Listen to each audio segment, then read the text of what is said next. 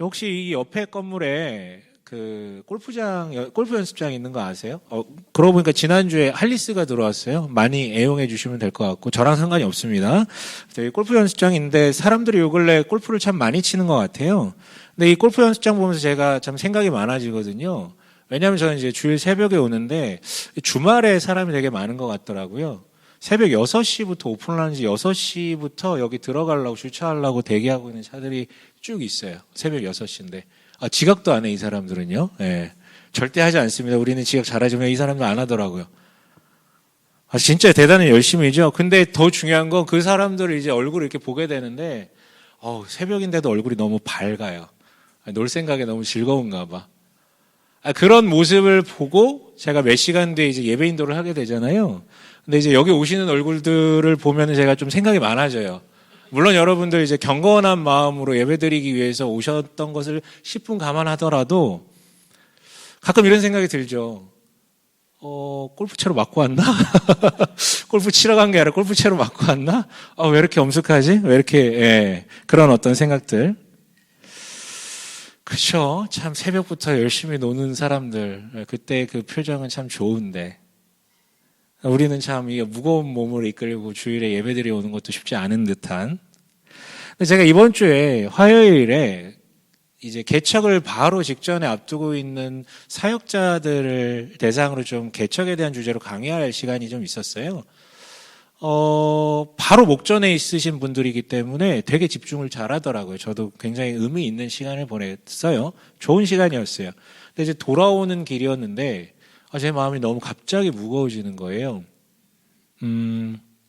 왜냐면, 누가 될진 모르겠지만 한 10분 정도 앉아 계셨었는데, 그냥 그분들 중 누군가는 1년, 2년, 3년 정도 지나면 한숨, 좌절, 우울, 그리고 심지어 자기 손으로 교회를 닫는 일들도 있을 수 있겠다라는 그냥 갑자기 그런 상상이 들면서요.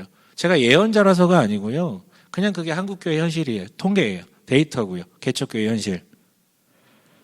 물론 여러분 이런 건 피상적인 거예요. 역사상 교회는 언제나 늘 새로 개척됐고 동시에 역사가 오래돼서 자연스럽게 닫는 교회들도 있었었거든요. 하지만 그게 문제가 아니라 여러분들한테 한번 물어볼게요. 여러분 주변에 혹시 일터나 가정이나 이런데 특히 일터를 기준으로 봤었을 때 그리스도인들이 많으세요? 자기가 기독교 신앙을 갖고 있음을 피력하시는 분들이요. 아니면 신앙에 호의적이신가요? 혹시 안 믿는 사람일지라도. 제가 여러분들과 대화하다 보면 간혹 있다라고 얘기하는 분들도 있지만 들어보면 일터에 예수 믿는 사람들이 없다라고 얘기하는 사람들이 태반이더라고요. 특히나 이 자리에는 그러니까 이 자리에는 이제 30대 분들이 좀 많은데 30대들은요, 교회를 다니는 사람들이 적은 것은 차치하더라도 가장 기독교 신앙에 대해서 비판적이고 약간 혐오감을 갖고 있는 세대가 30대거든요. 그러니까 이런 시절을 살아간다라는 것은 교회가 사라지는 것은 둘째치고 이런 세속적 가치와 심지어 교회를 혐오하는 그 신앙을 혐오하는 사람들 사이에서 살아내야 된다라는 것이기 때문에 성장은 고사하고 신앙을 지키는 것도 되게 막막할 때가 많거든요. 그러니까 마치 유배지에 끌려온 이방인과 같은 그런 어떤 심상이랄까요? 이게 어떻게 보면 이 시대 특별히 좀 더 젊은 그리스도인들의 현 상황인 것 같아요. 그래서 이번에 다니엘서를 좀 선정해 봤어요. 뭐냐면 이스라엘이 망하는 그 과정에서 유배지로 끌려간 이들이 그 지경에서도 어떻게 하나님의 뜻을 해석하며 그 지경에서도 세상 속 그리스도인으로 어떻게 살아갈 수 있었는지에 대해서 쉐어하고 싶어서요. 그래서 우리도 이런 상황 가운데 무기력하거나 그냥 지체된, 성숙도 없고 지체된, 그리고 상황에 끌려다니거나 여전히 이런 상황이 아니라 여전히 어둠 속에서도 빛을 발하며 타오르는 심장을 부여잡고 그 땅에 하나님 나라를 세우기 위해서 동참하길 원하는 마음에서 이 다니엘서를 골라봤어요. 본문은 우리 1, 2절 읽어봤는데 다니엘서의 서문이에요. 1, 2절은요. 그리고 서문은 늘 그렇듯이 시공간적 배경을 우리한테 제시하면서 동시에 이 성경권이 앞으로 어떤 이야기들에 주목하면서 얘기를 하고 싶다라는 그 전제, 그 가늠자 이런 부분들을 우리한테 얘기해 주거든요. 똑같아요. 본문도 마찬가지인데 우선 시대적 배경을 제공하고 있는데 1절 한번 읽어보도록 할게요. 1절입니다. 함께 읽겠습니다. 시작. 유다의 여호야김 왕이 왕위에 오른 지 3년이 되는 해에 바빌로니아의 느부갓네살 왕이 예루살렘으로 쳐들어와서 성을 포위하였다. 네, 이 맥락을 위해서 제가 그림을 하나 보여드릴게요.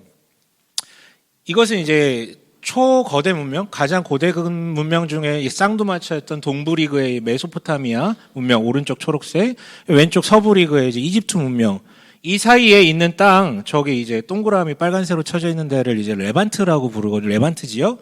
그 레반트 지역에서도 남부 쪽을 가리켜서 가나안이라고 표기를 하고요. 그리고 바로 그 가나안 땅이 구약 시대의 어떤 배경이 되는 공간적 장소가 되겠죠. 창세기 11장에 무슨 기록이 있냐면 바벨탑 사건이 있어요. 기억하세요. 창세기 11장에 바벨탑 사건이 그려지는데 그 직후에 무슨 일이 발생하면 하나님께서 저기 오른쪽 동남부에 있는 우르라는 도시에 있었던 아브라함을 불러가지고 내가 너에게 명하는 땅으로 가라라고 명령하세요. 그래서 거의 1600km 넘게 저 레반트 지역, 특별히 가나안 지역까지 갔었을 때 이곳이 너에게 약속한 땅이다라고 하죠. 아브라함은 거기서 살아내기 위해서 몸부림을 쳤어요. 그렇게 살아내다가 부족을 이루게 되었고, 그런데 그의 손자 때, 손자가 아니죠, 증손자 때 요셉이 이집트로 내려가고 거기에 총리가 되면서 아브라함 일가, 그 부족은 이집트로 다 집단 이주하게 되죠. 그리고 저기서 400년 동안 머물면서 큰 민족을 이루게 돼요.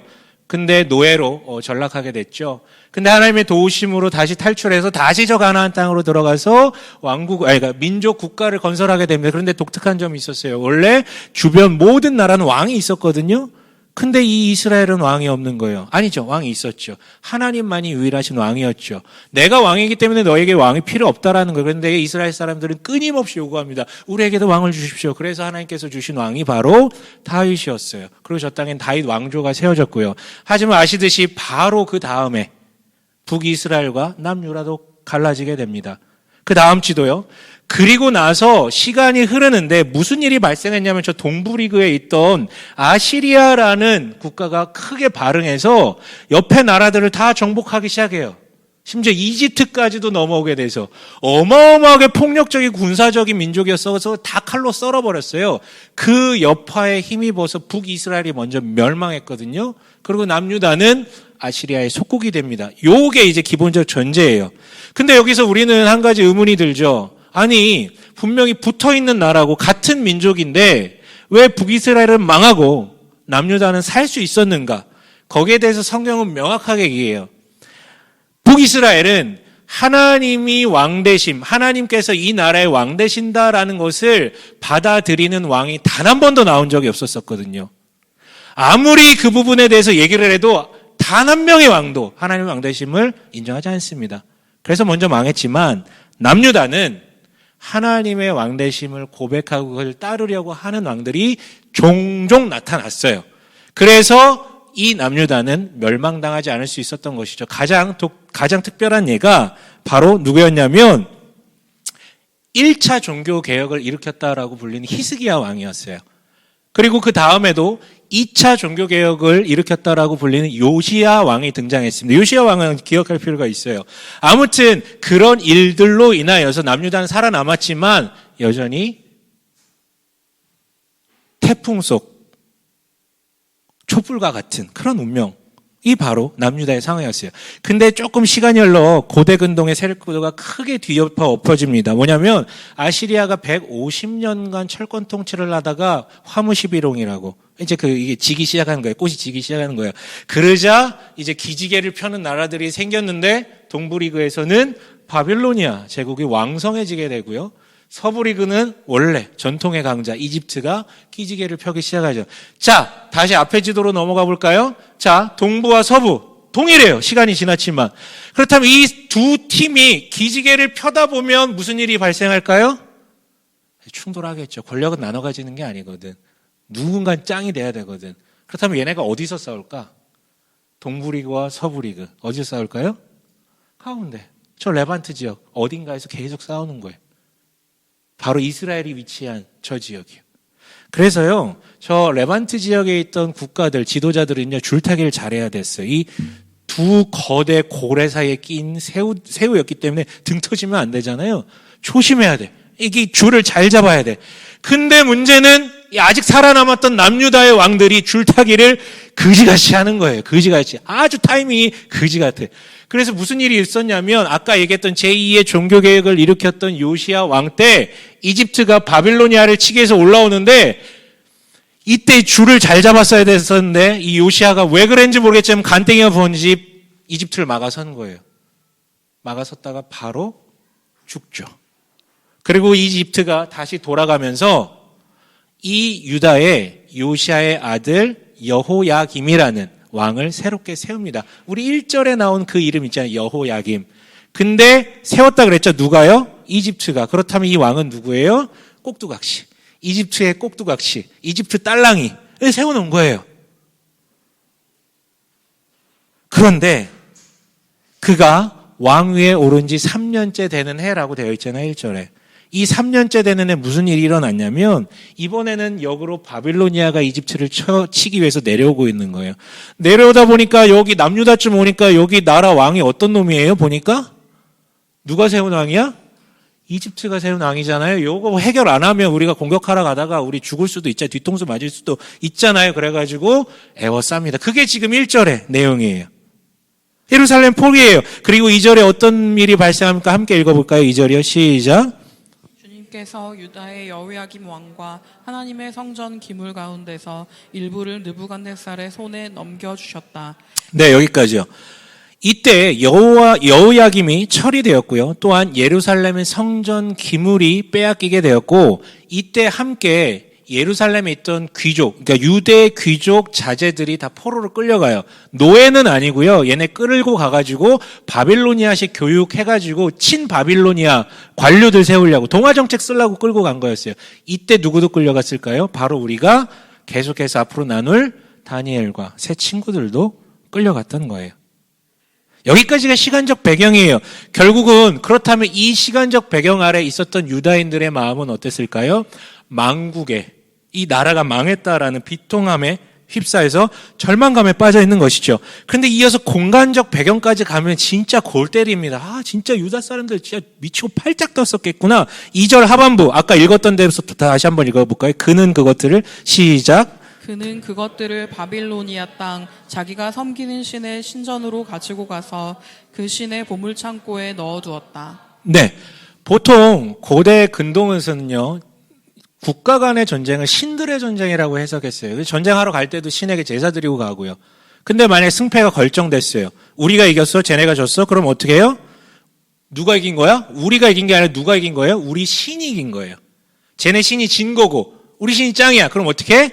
왕만 내려는 게 아니라 신전에 들어가서 파괴하든가 그걸 가져다가 자기네 신전에 갖다 놓는 거지. 굴복의 의미로. 동시에 어떤 믿음이 있었냐면 그 패배한 신들의 능력을 이긴 신이 흡수한다라고 믿었어요. 그러니까 우리 신이 더 강력해진다라고 믿었어요. 그래서 이런 짓을 벌였던 거예요. 자, 그렇다면 이 모든 일련의 장면을 눈으로 본 이 바빌로니아까지 끌려온 사람들의 마음은 어땠었을까요? 특히나 여호와 신앙으로 가득 찼던 사람들이요. 하나님은 뭘 하시는 거지? 우리가 하나님 나라라고 했잖아. 왜 아무것도 안 하시지? 손을 놓고 계신가? 정말 우리 하나님은 저 바빌로니아의 신 마르둑보다 저열하고 약한 신인가? 신앙적 무기력감과 수치심으로 가득 차기 시작을 하는 거예요. 그러니까 나라 망한 것도 슬프지만 신앙적으로. 근데 이들이 느꼈던 신앙적 수치심은 여기 끝나지 않습니다. 어마어마한 이야기가 담겨져 있는데요. 지금 어디로 데려갔대요? 어느 땅으로 가져갔대요? 뭐라고 되어 있습니까? 2절에요. 어느 땅으로 가져갔대요? 바빌로니아 땅이라고 되어 있잖아요. 개역개정 성경은 이걸 신할 땅이라고 번역하고 있는데요. 신할 땅. 히브리어로 신할이라고 하고 있기 때문에 신할 땅이 맞아요. 직역을 하면.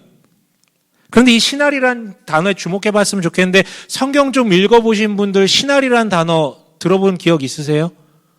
그래도 우리 창세기만 100번째 읽어보신 분들 많잖아요. 신할. 여러분 이거 창세기 11장에 나오거든요. 11장 2절 한번 읽어볼까요? 함께 읽습니다. 시작. 사람들이 동쪽에서 이동하여 오다가 신할 땅 한 들판에 이르러서 거기에 자리를 잡았다. 그리고 그 다음에 무슨 내용이 나올까요? 여기 자리 잡고 뭐 했을까요? 아까 얘기했는데 창세기 11장에 무슨 사건 나왔다고요? 바벨탑이요. 신할 땅에 사람들이 자리를 잡고 했던 게 바로 바벨탑 세우는 거였어요. 바빌로니아라는 단어의 어원이 됐던 바벨탑. 그래서 하나님께서는요, 이 바벨탑이 뭐예요? 하나님은 없다. 우리가 신이다. 우리가 저기까지 이를 것이다. 악의 상징이었거든. 하나님을 거부하는 것의 상징이었거든요. 그래서 하나님께서 저 바벨탑을 무너뜨리시고 12장에 이어서 무슨 사건을 벌이십니까? 아까 얘기했듯이 한 사람 아브라함을 택하여 그 사람을 불러 이끌어내요. 그를 통해서 하나님 나라를 천천히 건설해 가시잖아요. 그런데 지금 유다인들이 똑똑히 보고 있는 현실은 뭐예요? 하나님 나라의 상징인 그 성전 안에 있던 기물들이 어디로 가져가져요? 바빌로니아, 신할 땅. 이게 어떤 뜻으로 다갔을까? 이렇게 해석되지 않을까요? 아브라함 이전으로 돌아가 버렸구나. 이스라엘은 지도에서만 지어지는 것이 아니라 역사에서도 완전히 지어지는구나. 하나님의 나라라는 것은 더 이상 없구나. 세상은 다시 바벨의 땅이 돼버렸구나. 바벨탑의 땅이 돼버렸구나. 여러분 느껴지세요? 이 당시 특히 신앙이 좋은 이들의 이 바벨론으로 끌려오면서 느꼈던 그 감상. 나라가 망한 것을 넘어서 하나님 나라가 다 망해버렸다. 끝났다.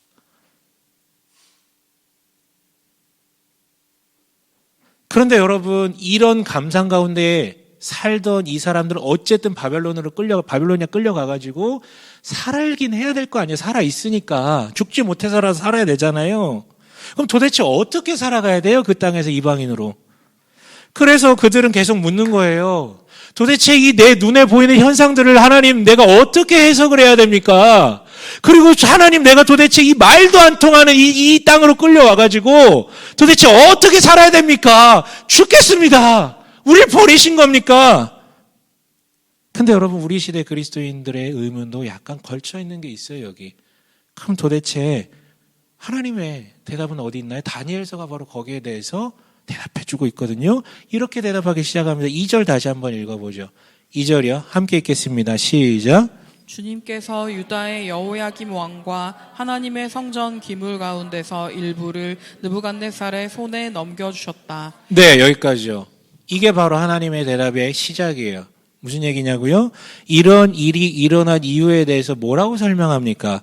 우리 눈에 보이는 현상은 다 망한 것 같고 하나님이 무능력하거나 무관심으로 일관하는 것 같은데 그래서 이런 일이 발생하는데 서문은 똑똑히 얘기해요.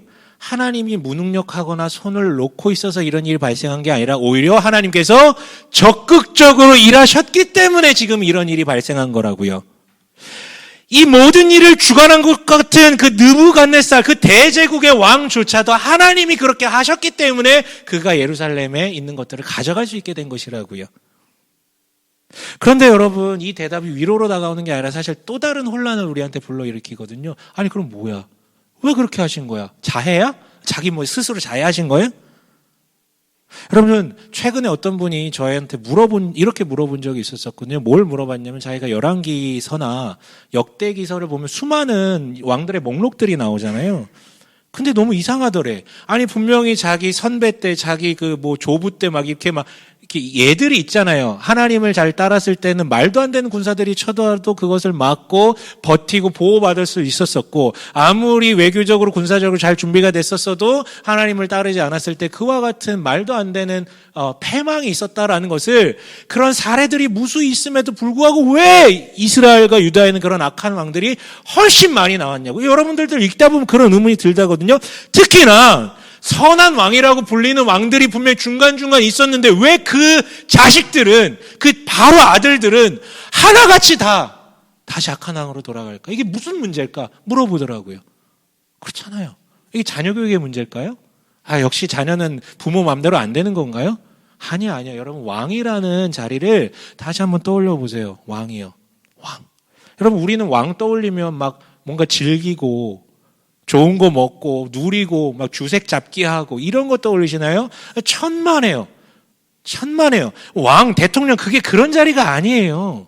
특히 왕 같은 경우에는 자기가 열심히 일해가지고 성과를 만들어내지 못한다면 국민들이 외면하고요. 더 나아가서 자신의 왕자리를 지키기 위한 수많은 정치적 술수들을 동원하지 않으면 끌려가요. 그 자리를 노리는 사람들이 얼마나 많은데, 무력화하려는 사람들이 얼마나 많은데, 내 형제들이 호시탐탐 노리고 있는데, 숙부들이 노리고 있는데 공고히 해야 돼요.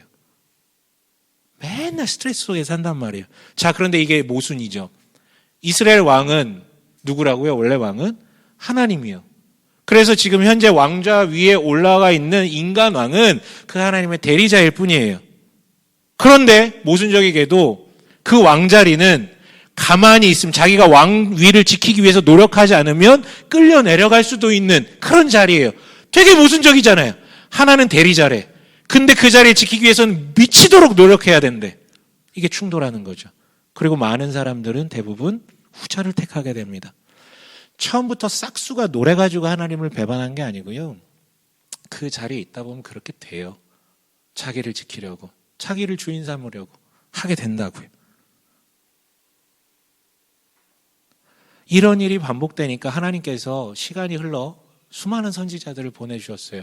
선지자들은 가서 뭐합니까? 심판에 대한 예고를 하지만 그것은 너희 죽여버릴 거야가 아니라 돌아와라.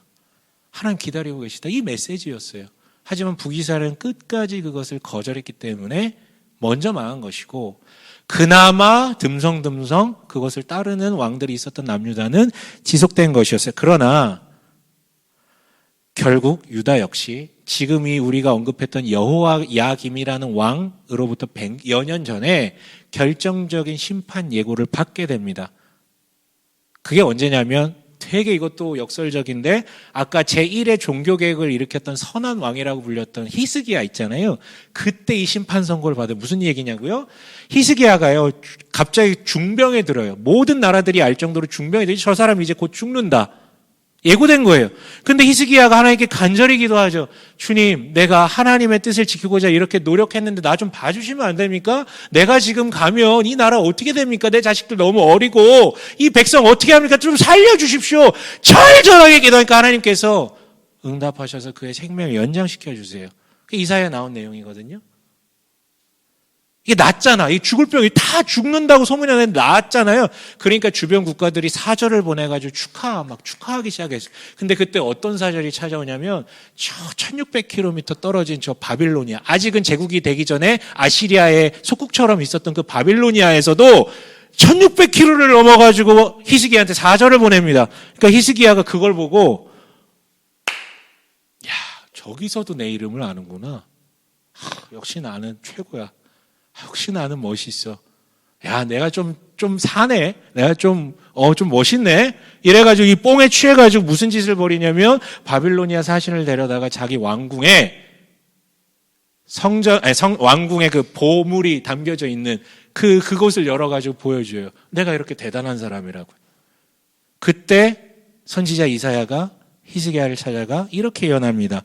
이사야서 39장 5절에서 7절까지는 함께 읽어볼까요? 시작. 이사야가 히스기야에게 말하였다. 만군의 주님의 말씀을 들으십시오. 그날이 다가오고 있다. 그날이 오면 너의 왕궁 안에 있는 모든 것과 오늘까지 너의 조상이 저장하여 놓은 모든 보물이 남김없이 바빌론으로 옮겨갈 것이다. 주님께서 또 말씀하십니다. 너에게서 태어날 아들 가운데서 더러는 포로로 끌려가서 바빌론 왕궁의 환관이 될 것이다. 네. 이게 100년 전에, 이때로부터 지금 다니엘서 1장 1, 2절에 있었던 그때로 100년 전에 임한 예언이거든요. 근데 다시 얘기하죠. 이 예언이 내가 반드시 그렇게 할 거야, 그 뜻입니까? 그 뜻이에요? 반드시 이렇게 할 거란 뜻이에요? 말씀드린 선지자들이 한 모든 예언은요, 반드시 이렇게 할 거야가 아니라 돌이키면, 이거 듣고 정신 차려서 돌이키면 나 그렇게 하기 싫어, 이 뜻이라고요. 근데 안 돌이키는 거예요. 히스기야의 아들 막 난리도 아니었었어요. 그리고 마지막 희망처럼 보였던 제2의 종교개혁을 일으켰던 요시야. 그런데 이 요시야 진짜 선했었거든요. 근데 막판에 이상한 짓을 해요. 아까 얘기했죠. 이집트가 바빌론 신라고 올라가고 있었다 그랬잖아요. 근데 그때 요시아가 하나님께 뜻을 구하거나 묻는 사건이 등장하지 않습니다. 자기가 자의적으로 판단해서 이게 좋은 정치적 판단이라고 생각을 해서 가서 막았다가 죽은 거예요. 타의 추종을 불허하는 히스기야와 요시야 같은, 여러분 그 자리에서 그렇게 하는 게 그게 진짜 말도 안 되게 초인적인 의로움이에요. 여러분 우리가 왕이 되면 절대 그렇게 할 수 없어요. 그런데도 그 두 사람조차 이런 실책을 저지르는 것이죠. 그리고 왕이 그렇게 살면 백성들도 자연스럽게 그렇게 살게 됩니다. 그래서 오늘 이런 일이 일어나게 된 거예요. 그렇다면 결론은 분명해요. 지금 여호와께서, 하나님께서 여호야김이라는 한 개인, 여호야김이라는 왕을 지금 건네준 게 아니라 그냥 이스라엘의 왕위라는 그 자리 자체를 넘기신 거예요. 여호야김의 군사적 능력이 정말 별로고, 혹은 이스라엘의 그러니까 남유다의 당시 군사적 상황이 너무 비루해가지고 이런 일이 발생한 게 아니라 하나님께서 그 인간 왕위를 끝끝내 버티다가 없애시기로 하고 그렇게 넘기셨다라는 거죠. 그러니까 여러분 눈에 보이는 현상은요, 모든 게 망했어요. 하나님 무력한 것 같아, 일하지 않는 것 같아요. 그런데 다니엘서는 분명하게 언급하고 있는 거죠. 아니야. 하나님은 지금 적극적으로 일하고 계신 거야. 그리고 뭔가 의도가 있어서 그렇게 하신 거야. 그렇다면 이스라엘의 왕위를 폐하신 궁극적인 목적, 이유는 뭡니까? 안돼. 여러분 여기서 이런 질문을 던질 게 아니라요, 우리는 잊어서는 안 되는 게 있어요. 반드시 기억해야 되는 것. 이스라엘의 왕위는 사라지지 않았다라는 것. 왜요? 이스라엘의 왕은 언제나 누구였기 때문에? 누구요? 이스라엘 왕은 누구였다고요? 언제나 하나님이었거든요. 왕은 고사하고 이스라엘이라고 불릴 사람이 이 세상에 단 한 사람밖에 없을 때라도, 아브라함은 단 한 사람밖에 없었을 때라도 그때도 이스라엘의 왕은 하나님이셨어요.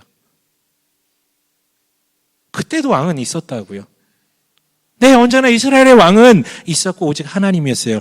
그 대리자들로 세워진 이스라엘의 실제 인간 왕들이 하나님의 왕되심을 존중하지 않았기 때문에 이런 사달이 난 것이죠.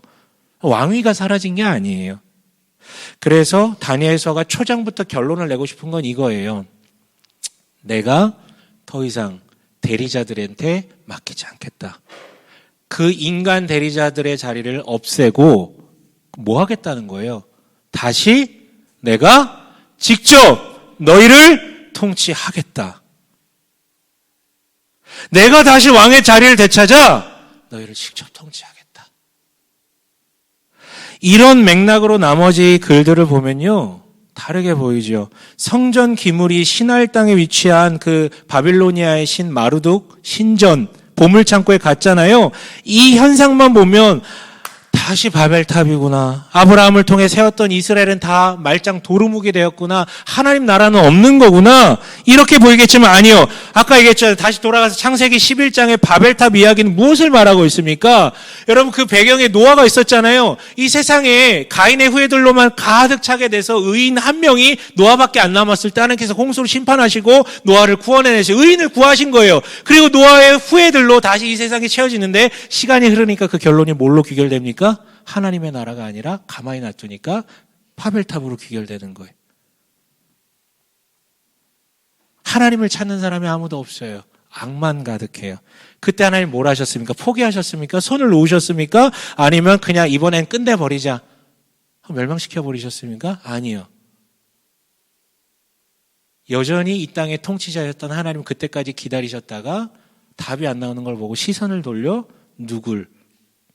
한 사람, 아브라함을 택하여서 가나안 땅을 부르셔서 그를 통해 이스라엘을 만들고 하나님 나라를 만들어 가셨던 것이죠.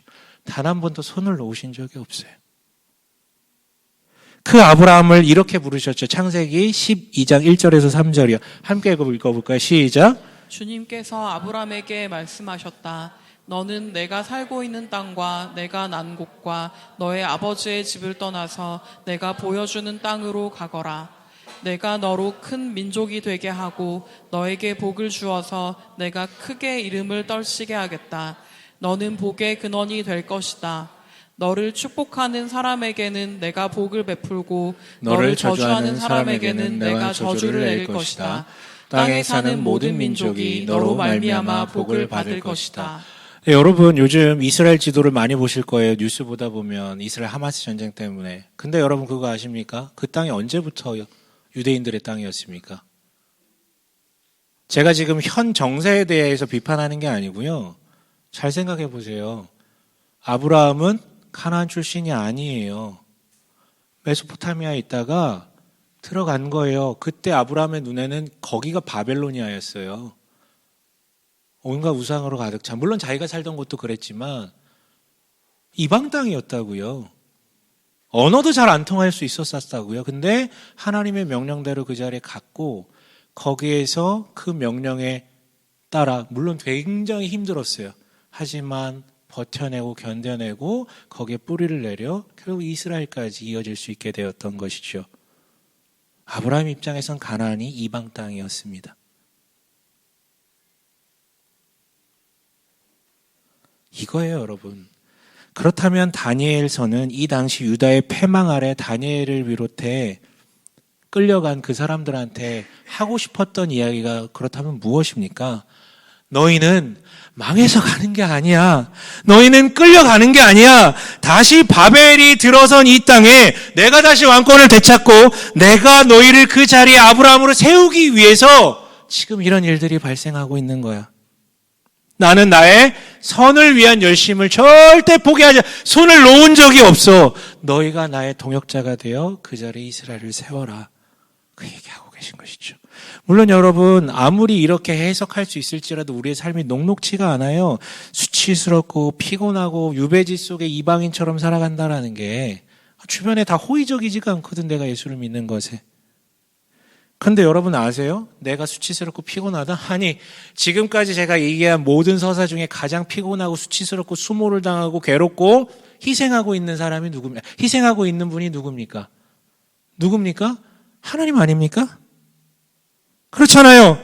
자신이 이스라엘 향해 그렇게 많은 은혜를 끝도 없이 베풀었음에도 불구하고 끝까지 돌이키지 않다 보니 마지막에 피눈물을 머금고 그 보호하던 손을 떼는 그 심정, 그로 인해서 이 백성들이 고통받으면서 자신한테 살려달라고 하는데 그걸 끝까지 외면해야 되는, 왜냐하면 새로운 시작을 해야 되기 때문에. 근데 이 와중에 느부갓네살을 비롯한 모든 민족 사람들이 여호와를 가리켜서 좀 망한 나라의 신이다, 좀 무력하다, 힘없다, 마치 이 시대의 교회를 향해서 외치는 것과 마찬가지죠. 교회 다니면 뭐가 나와? 떡이 나와? 야 교회, 야 맨날 광화문 가서 뭐 그거 아니야? 야 그냥 놀아. 돈이 신이지 무슨 하나님이 신이야. 이 수모, 이 가운데 가장 많은 피눈물을 흘리는 것은 바로 하나님이시라는 거죠.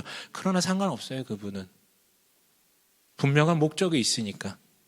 비웃음을 겪고 수모와 수치를 당하더라도 하나님께 중요한 건 바로 하나님의 형상들, 바로 여러분 당신 한 명 한 명이니까요.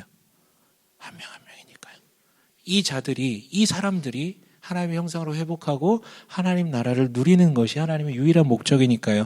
그래서 여러분 이런 비천함을 스스로 처하실 수 있는 거예요. 십자가라는 게 여러분 바로 그런 것 아닙니까? 절대적 신이 인간의 몸을 입고 이 땅에 오신 것 자체가 어마어마한 감옥에 스스로 가두는 거예요. 어마어마한 수치예요. 수모예요. 기꺼이 감당하세요. 왜? 우리를 위해. 여기서 끝났나요? 아니야. 십자가를 짊어지시잖아요. 그 방법만이 우리를 구할 수 있으니까. 그때 잠깐 고뇌했어요. 그게 너무나도 괴롭다라는 걸 알기 때문에 인간이 만들어낸 형벌 중에 가장 수치스럽고 가장 육체적 고통을 안겨주는 그 형벌.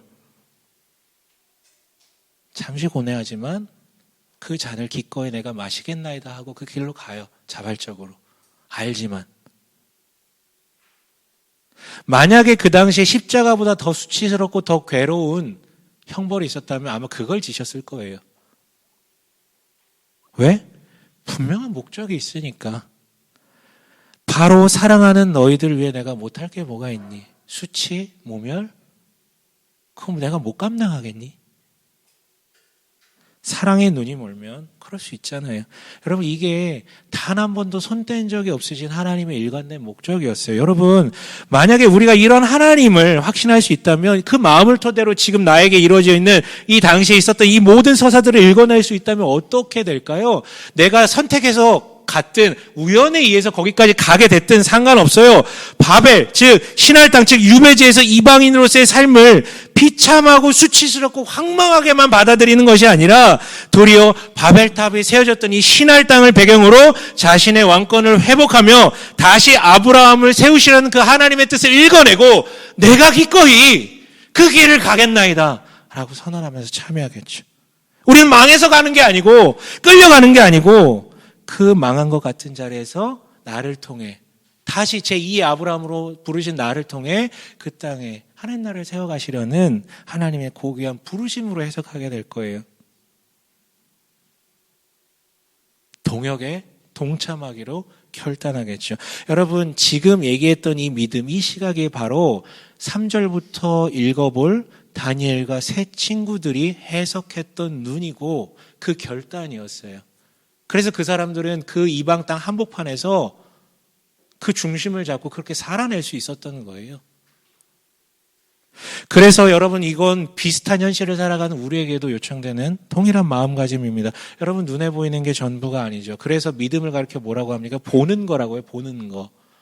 내 눈에 보이는 현실은 그러하지만 믿음의 눈으로 다르게 본다라는 것이죠. 내 눈에 보이는 현상들은 너의 인생은 이렇게 망했다, 혹은 심지어 하나님은 무능력해, 너한테 관심 없어, 심지어 안 계셔라고 강요할 때 눈에 보이는 건 다 그렇게 강요하지만 믿음은 그 가운데서도 하나님의 살아계심과 사랑하심과 손을 대고 계심을 버리지 않고 보고 그걸 따르게 만듭니다. 여러분, 묻고 싶어요. 당신은 이 현실을 자신의 눈으로 보실 것입니까? 아니면 믿음의 눈으로 보실 것입니까? 만국의 포로가 될 것입니까? 아니면 아브라함이 될 것입니까? 쭈구리처럼 바빌로니아 그 문화에 동화될 것입니까? 아니면 거기에 적진 한복판에 이스라엘을 세우실 것입니까? 여러분의 일터는 어떤 곳입니까? 여러분의 관계는 어떤 곳이, 여러분의 환경은 어떤 곳입니까? 호의적이지 않을 수 있겠죠. 근데 그건 손을 놓으셔서 그렇게 된 것이 아니에요. 그리고 마지막으로 묻고 싶은 것은 도대체 당신의 하나님은 어떤 분이십니까? 그가 정말로 선한 의지로 이 세상의 역사와 나의 역사를 주관해 가시면서 그 모든 모멸과 수치와 희생까지도 감당하는 분이 맞으십니까? 그것을 확신하고 있다면 더디 가더라도 당신이 바로 그 자리에 제2의 아브라함이요 다니엘로 자리매김하며 그 자리에 하나님 나라를 세워갈 것입니다. 누가 봐도 그 땅이 바빌로니아 땅 같을지라도 당신을 통해서 성전이 세워질 것입니다. 바로 여러분의 그 세상 터전 그 자리로부터 하나님 나라를 세워가는 그리스도인 되시길 주님의 이름으로 간절히 축원합니다. 아멘.